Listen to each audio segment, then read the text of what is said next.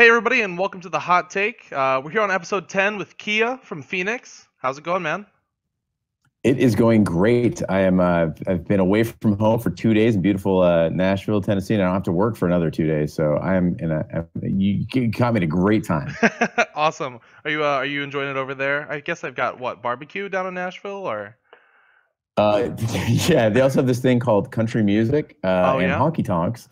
Yeah. Are Uh, you getting a no, little square dancing in? Line dancing, whatever it yeah, is? yeah. A lot of people don't know that like Nashville gains like 90 people a day or some shit like that. It's like the hot habited place to be. Everybody here is young and super cute. Yeah.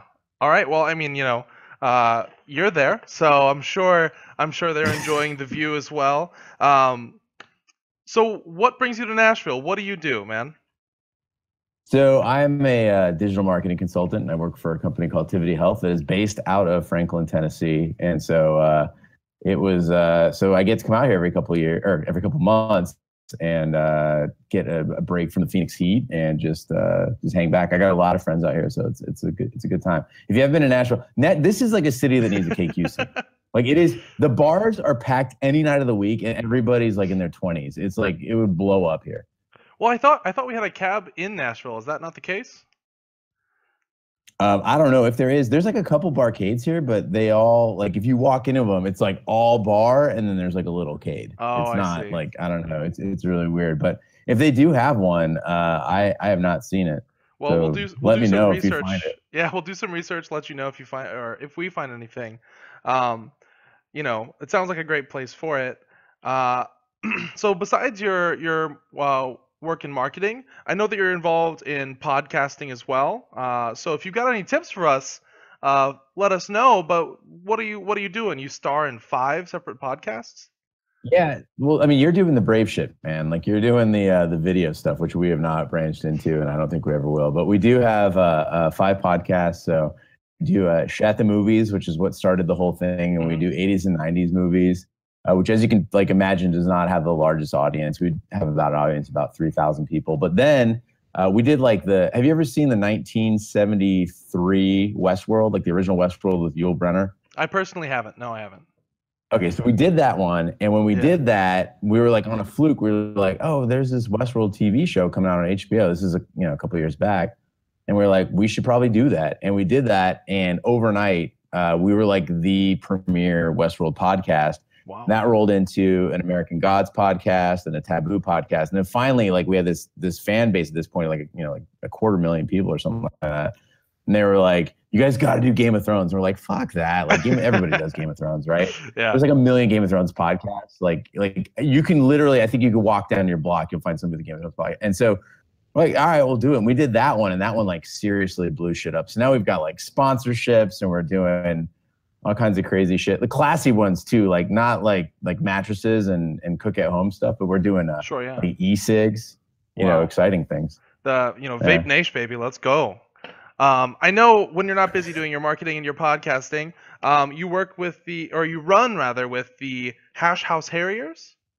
Yeah, I'm surprised I haven't met any KQ people who aren't hashers as well. But yeah, it's the drinking club with a running problem. The Hash House Harriers, we do. Like I don't like running, man. Like you can like if you I don't know if you've noticed, like I'm slightly overweight and I'm not a fast mover. But I found this club that drink while they run, and so I do all kinds of shit with them. So this weekend we've got actually right after this, I'm flying back to Phoenix tomorrow morning for the Red Dress Run, which is like 3 days of partying interrupted by short runs.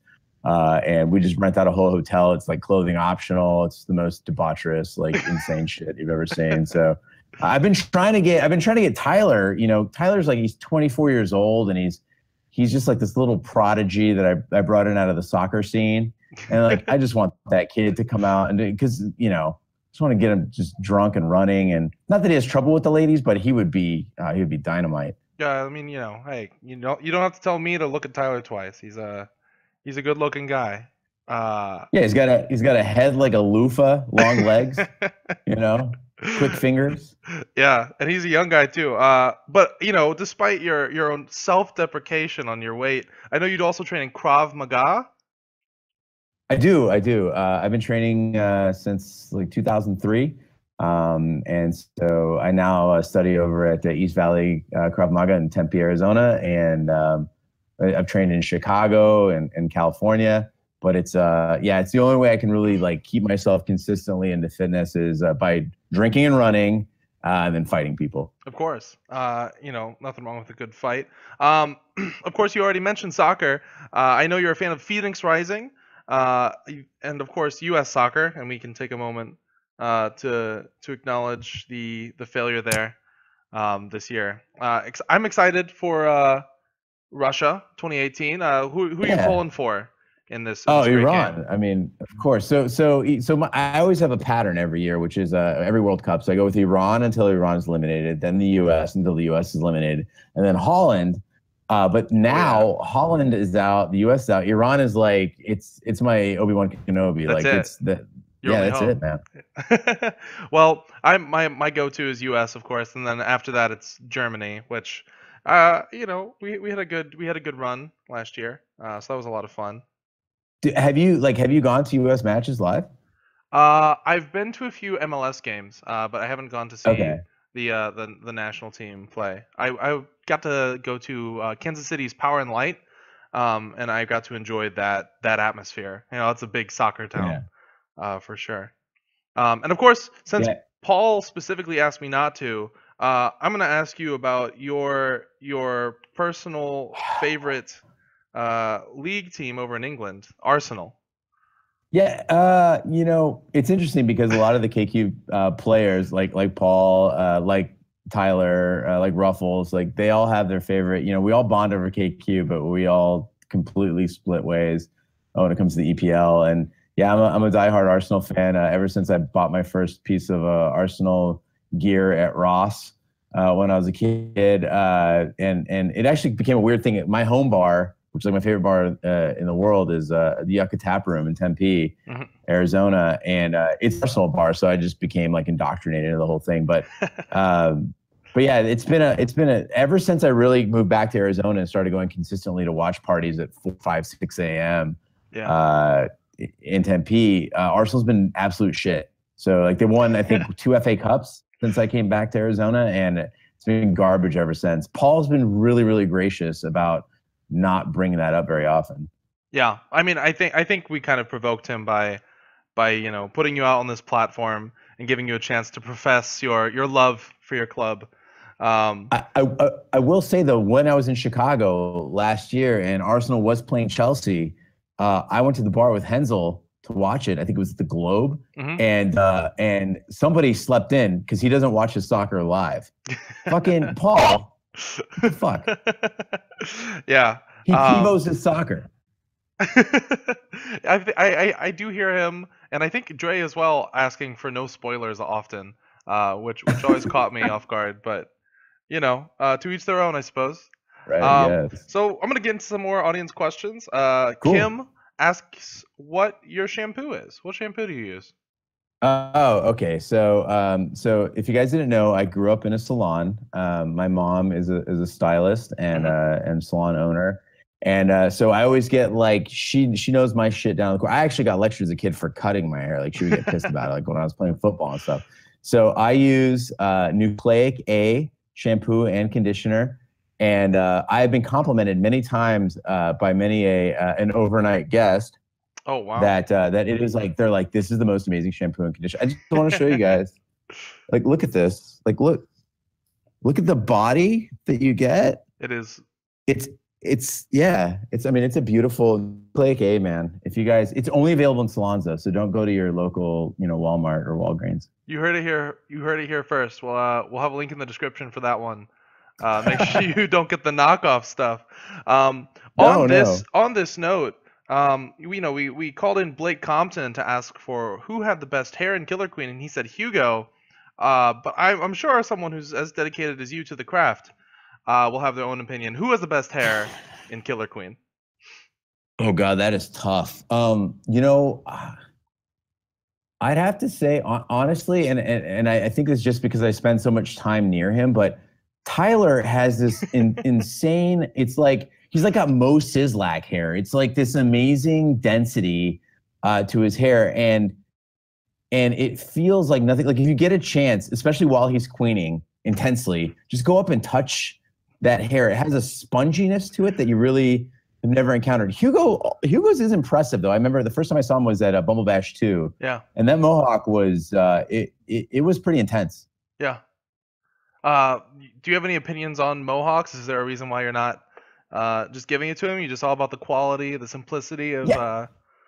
I mean, look. I mean, the mohawk. I think kind of went out with girl bands and go-go boots. Like I think that thing needs to be put aside. Like I respect it in the way I respect the brontosaurus. I don't want to see it around me, but I mean, it's a, I'm glad that it existed at some point and we have knowledge of it. Yeah, yeah. I mean, it's a nice homage, but it's just not.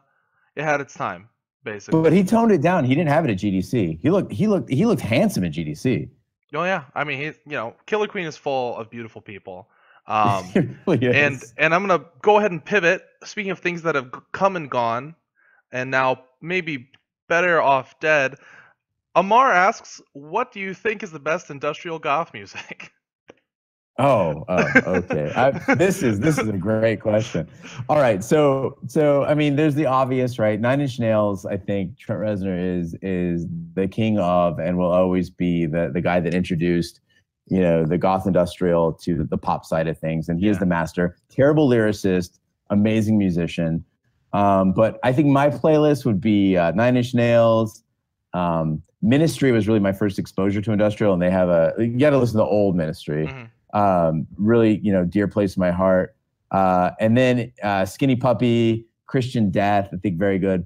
And then my guilty pleasure though is VNV Nation, which is like the super future poppy side of things. But like, if you want to talk about like my like KQ hype music, like what I'm going to listen to before I go in, it's that that self, what's the word I'm looking for? Self-filleting, 1940s future pop. It's that VNV Nation. It's pretty ridiculous shit actually, but it's danceable.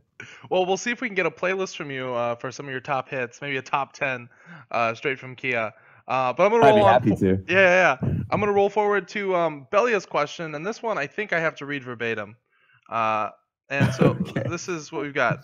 Quote, "You took people to outdoorsy type things a lot. Are you like some kind of nature nerd or something?"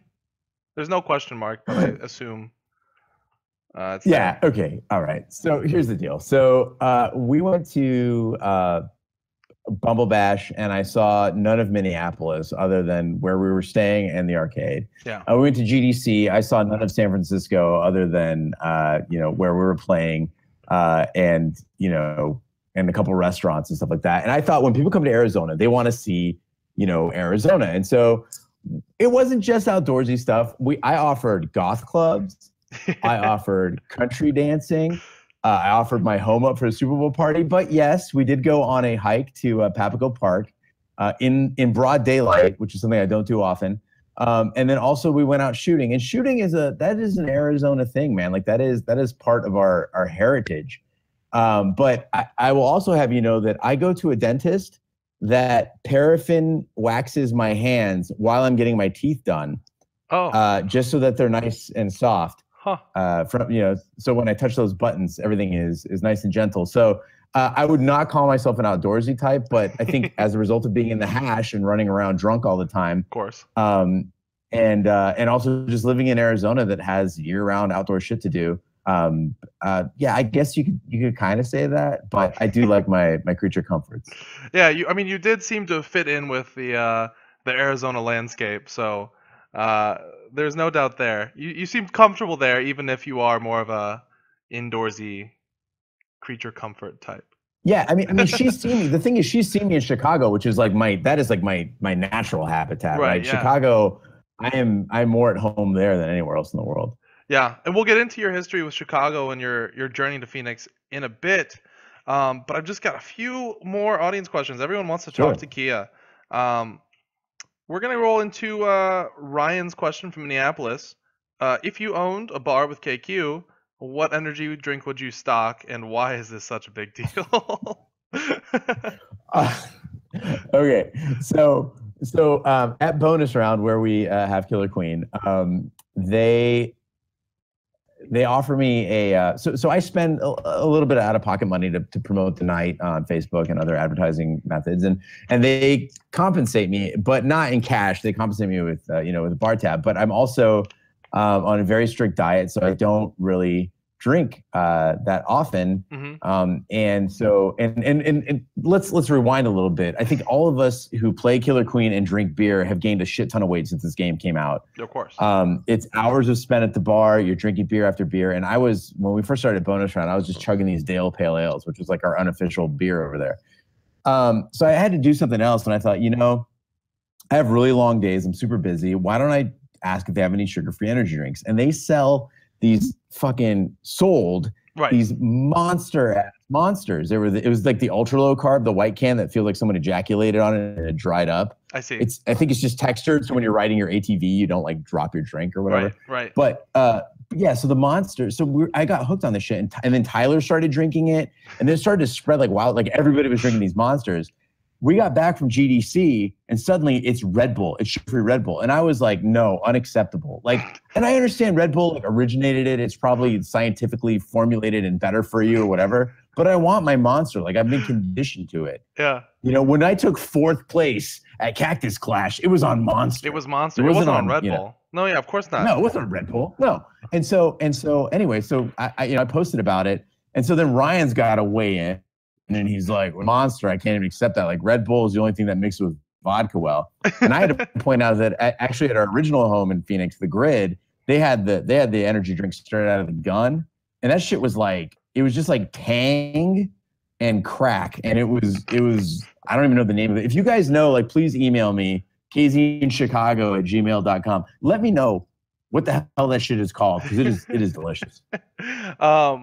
I mean, I Monster forever. I've never been a huge purveyor of energy drinks. I've done my share of Monster. Big fan of the cranberry Red Bull. All due respect. But yeah, everybody let him know. He's got an orange drink, but that's not the one he wants. This is the Mandarin. This is Mandarin Monster and vodka. Oh, you actually are drinking Monster right now. Yeah, man. All right.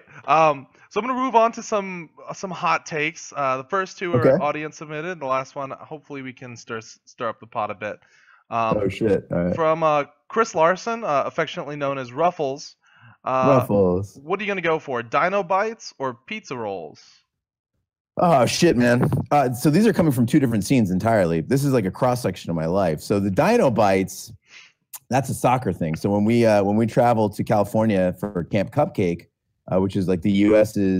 men's like first match of the year where they're just getting warmed up. They usually trot out some fuckers like, I think they had Iceland one year, which was actually pretty good, but usually it's like Bosnia or something like that. Sure, yeah. We go out to California to Carson and we rent a beach house and we just started making Dino Bites. If you're not familiar, it's a chicken nugget in the shape of a dinosaur. Of course. Stegosaurus is the most delicious one. Mm-hmm. Pizza rolls is Tony from KQ Phoenix, from Mercury Squad Phoenix. She's vegetarian, and so we always, whenever we have cookouts or hangouts at my house, we had to have something for Tony to eat. So it was the cheese pizza rolls. And here's the thing: Dino Bites are delicious and protein packed. So from a nutritional standpoint, I think they're the superior food. But the pizza roll, and I think if you've ever had one, you can agree, they always leave you. It's like a wonderful lover, because it always leaves you not quite satisfied. Like, you always need another pizza roll because it's it's like a LaCroix. It's just not enough flavor to fucking satisfy you. Right. It gets you there, but like not all the way. I can stop eating a Dino Bite. I can't stop eating pizza rolls. I gotta go pizza rolls. All right. So wait, that's not really a definitive answer. Which way are you going? You just got to pick one, man. Yeah, pizza rolls. Pizza rolls. Pizza rolls for sure. All right, there it is. You heard it here. Moving on to Tyler's question. Your favorite Phoenix player, it seems so far. Pop-offs, yes or no? Okay, so I know that this kind of became a thing on Twitch during GDC, but and then people have commented on hot takes about it before. I adore pop-offs. I don't associate them with hypermasculinity or being rude or anything like that. As long as you're not damaging the cabs, that's where I draw the line.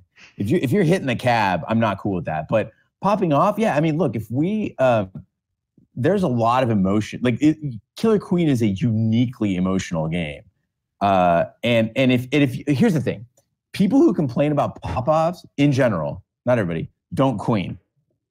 And when you're queening there, which I do rarely, there is an emotional investment in this game that you do not feel when you're objective running, that you do not feel when you're warrioring. It is just its own thing. And if a queen's gonna pop off, I definitely support that. And in fact, when I go back and watch Twitch from matches that I've played and with my teams, I'm always like, what the fuck were we doing? We did shit like hugged each other quietly, or like I would do like a deep breath, like, oh, like we fucking survived that shit. No, like if I could go back in every single instance, win or loss, I'm popping off. I mean, hey, to each their own. I personally have my best pop-offs when I'm running berries, but that's I think it's the more sophisticated game, if you know what I mean. Oh my god, an econ pop-off is like the greatest pop-off. That's so fun. It's the most. Yeah. It's like you said, the way that the queen is so emotionally invested. For me, that weighs me down. When I'm running berries, I am liberated. You're free. It's free. Yeah, it's freedom. And when I hit it, like often I've run past 2 military units. I've achieved something impossible. I've put a berry in the hive past 2 military units. I'm getting off the cab, doing a little spin. I'm getting back on another berry. That's you're like a photojournalist in a war zone. You're Doctors Without Borders. You're going in there with no weapons. I take it that far. And making miracles happen. Yeah.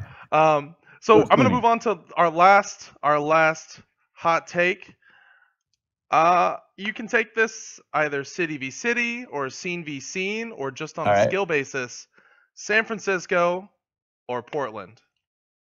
Just however you want to split those two.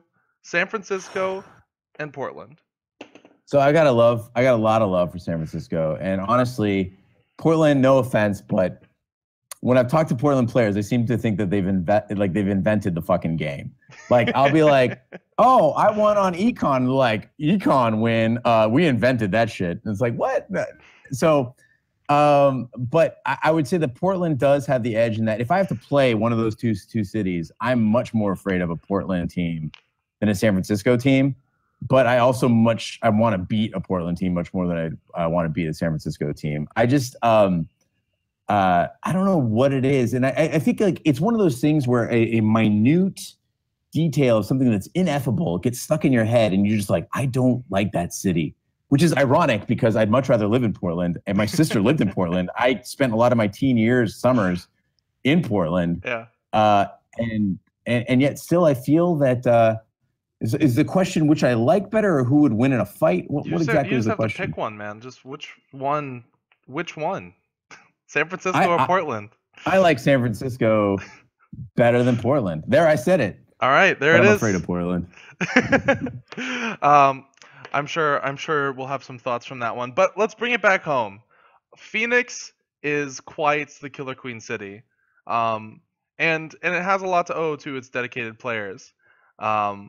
So I'm super excited to hear your take on just the history and the struggles that Phoenix has gone through and how you've come to land at bonus round, a cab that is owned mostly or at least partially by the scene itself.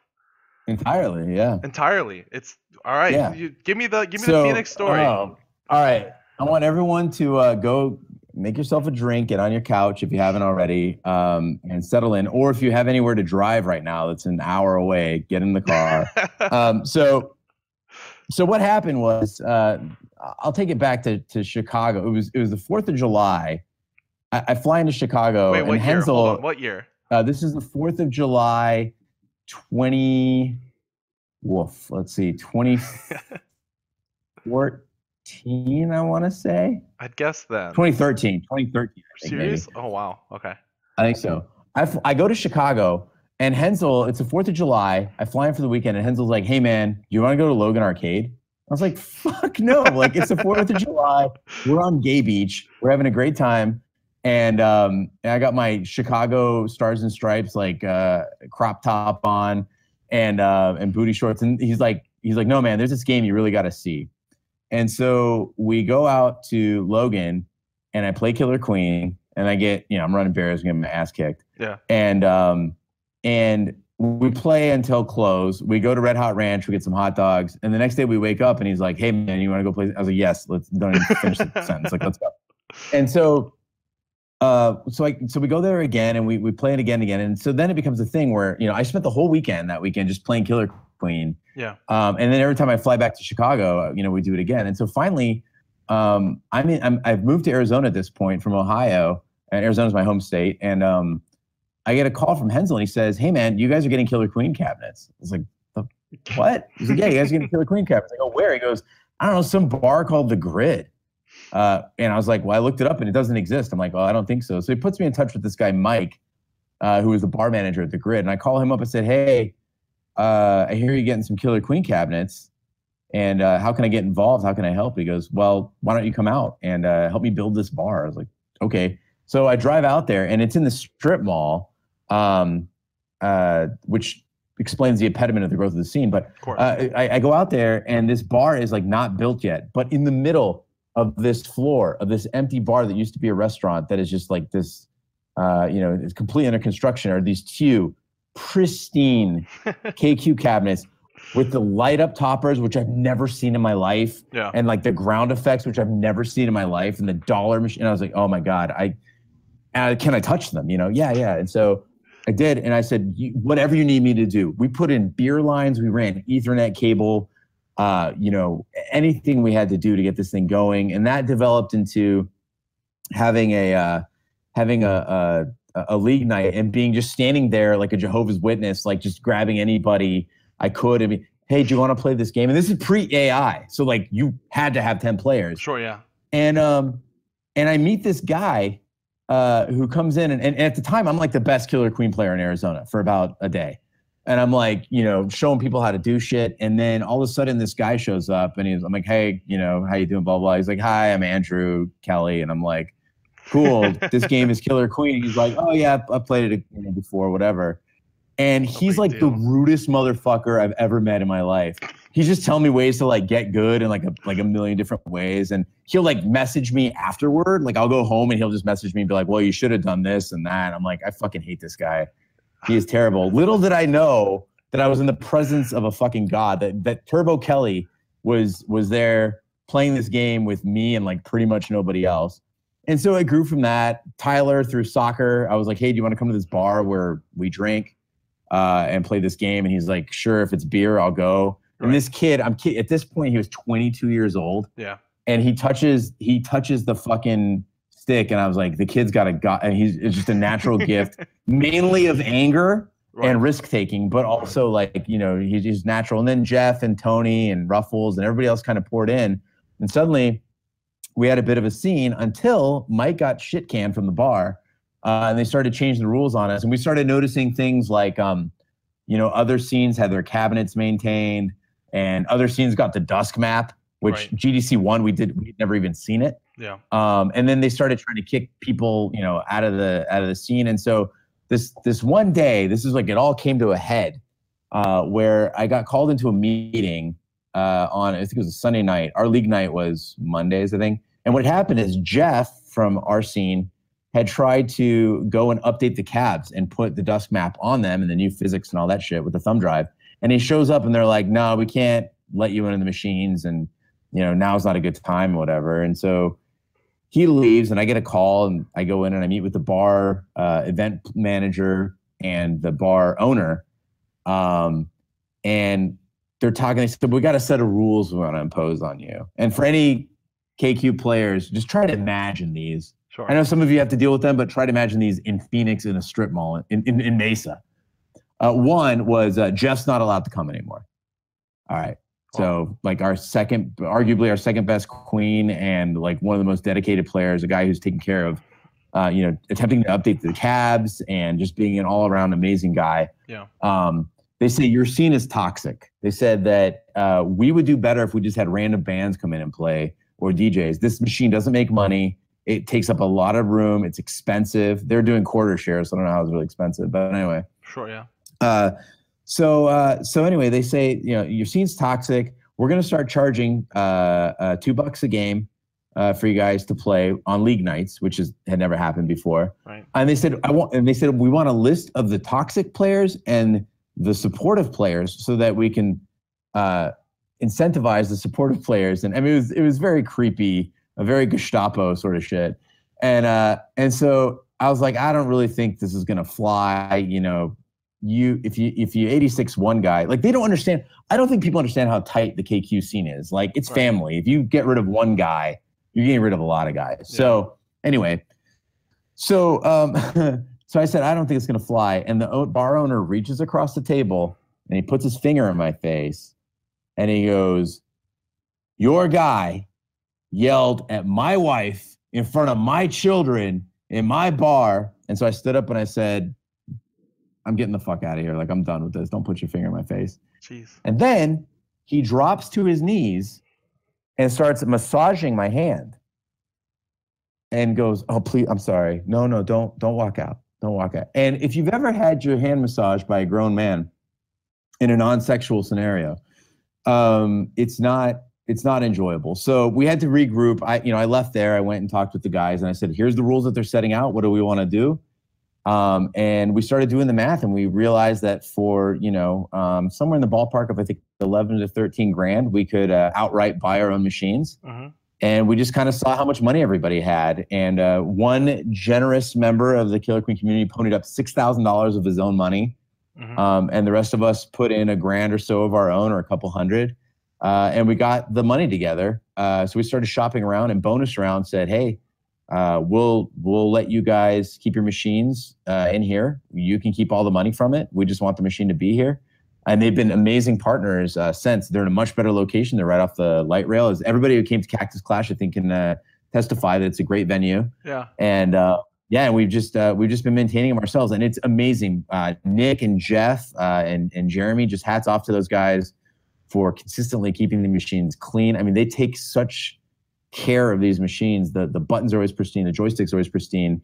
And they take a lot of pride in these machines. And I think, like, seeing them in that atmosphere, getting the updates when everybody else does, it's been a game changer for us. Yeah. And that's the story of how we ended up at Bonus Round. Holy cow. I've got a lot of questions, but I'm just gonna add, I mean, I think it's so amazing how you found the bar to house the cab. How many bars did you have to go to before someone was like, you know what, you can put your own arcade machine in our place and we can roll with that? Yeah, so the owners of Bonus Round, actually, James and his brother Jacob, actually were KQ players at the Grid. They'd come out a few times and played with us, and we'd seen them at ZapCon and stuff like that before, and just great guys, really low key businessmen, and they and so we had our mind on them, but it's a very small venue.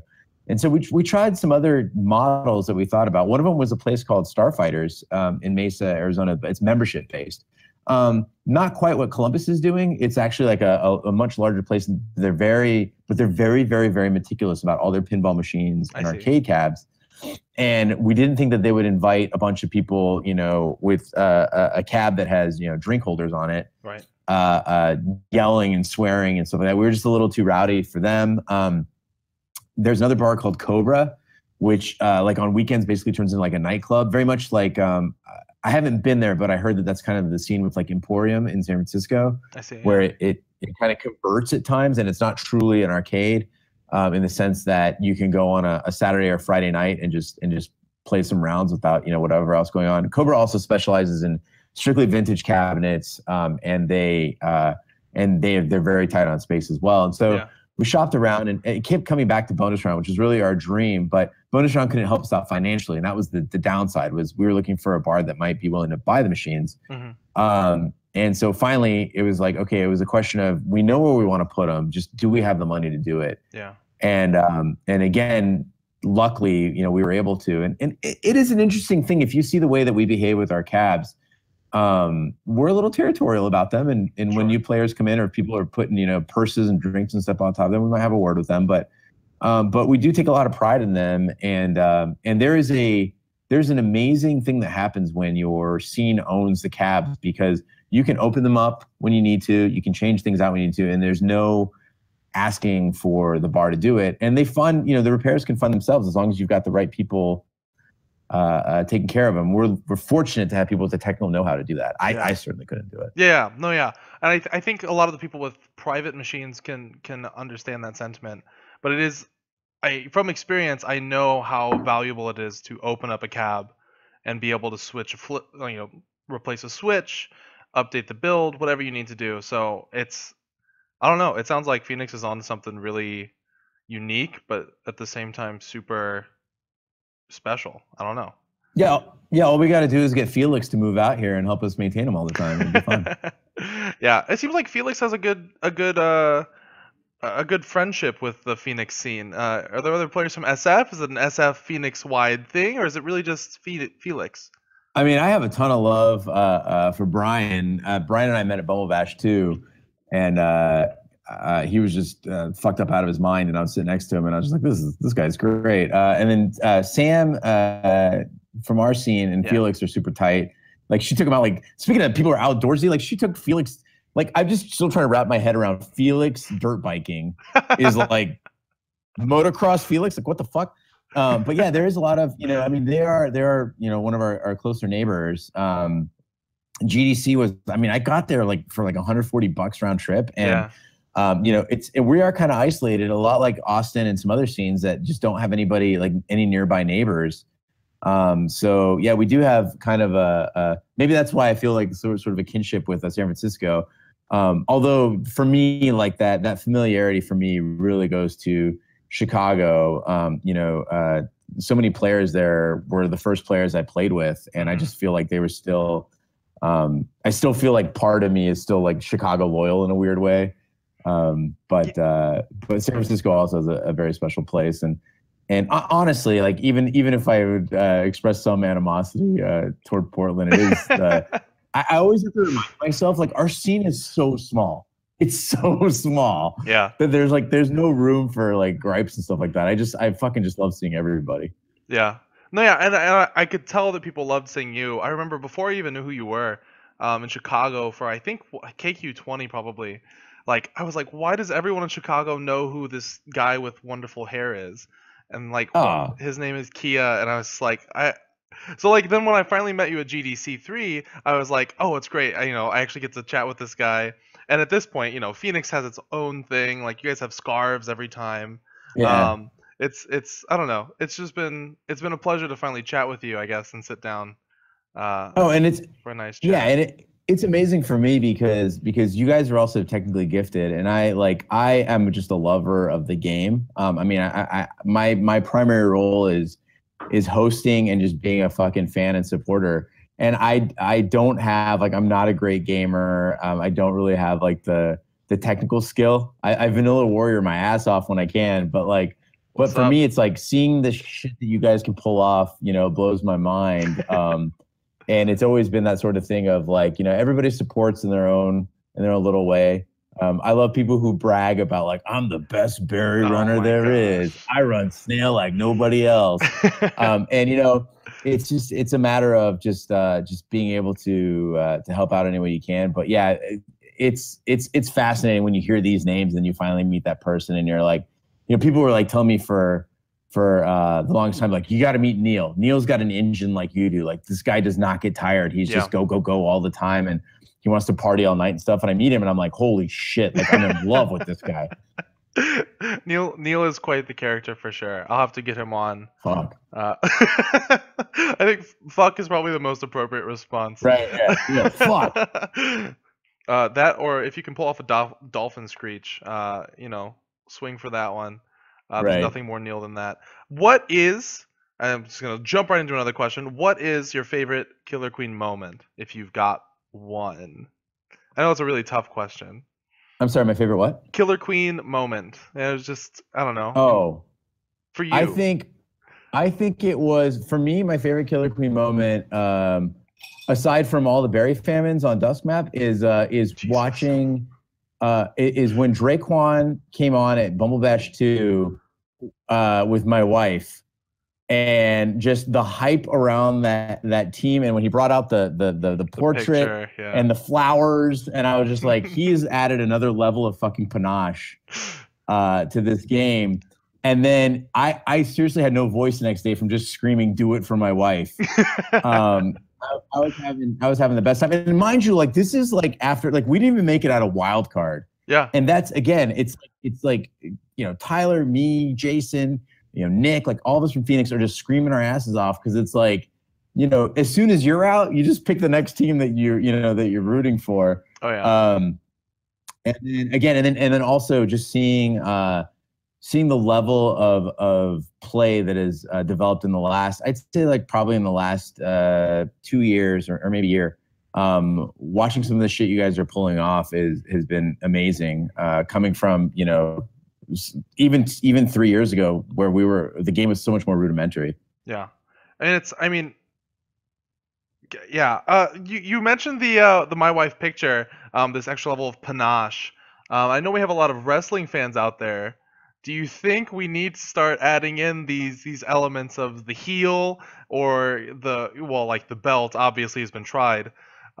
What's your take? Should we be the worldwide federation of Killer Queen? Walkout music. We need fucking walkout music, man. Like that's. I've been asking for that for a while. Do you know the song? Do you know the song from Captain Underpants movie? The dude, I love you, bro, I love you. I can safely say I don't know that song. Okay, well, when you do the edit, pipe that in, right? But anyway, Tyler and I, like that's how we feel about each other, man. It's like when you come my brother from another mother. Yeah. And so like I feel like every scene should have like, okay, so not during group stage and not during, but like maybe when you get to bracket level, you gotta have that walkout. Like how cool would it be if every city had their song that they had like playing, Yeah. You have like, yeah, it'd be amazing. And I'm sure Dre would find some fucking crazy shit. Oh yeah, no, I think I would walk out to like Pulp or the Trogs or some shit. Yeah, kill death ratio, in-stream gambling, like these are all nice, but like walk-on music I think is the next level of tournament hosting. I would definitely agree. Sorry, I'm just like fantasizing now about all the music that can you feel like how just Yeah, dude, no, for sure. I'm a huge music head and like music can put anyone in the right mood. Oh man. That's all I've got. Do you have any closing remarks for? God, I don't even know what you might want to say about Killer Queen itself, about community, about like, hey, everybody, go buy your own damn cab. It's the best thing you can do. Like, words of wisdom, whatever you got, man. Yeah, I mean, honestly, I'll go with this. I want to end. You want a true hot take, and this is it. Is that I had a realization like a week ago. We're trying to build a scene all the time, right? I'm trying newbie nights. I'm trying league night. We're trying draft tournaments. We're trying all this stuff. And I realized it's the same fucking 15 people in Phoenix all the time. I'm like, well, what the fuck is going on here, right? And I realized that like one of my friends, she says to me, she says, hey, maybe people just don't like that game.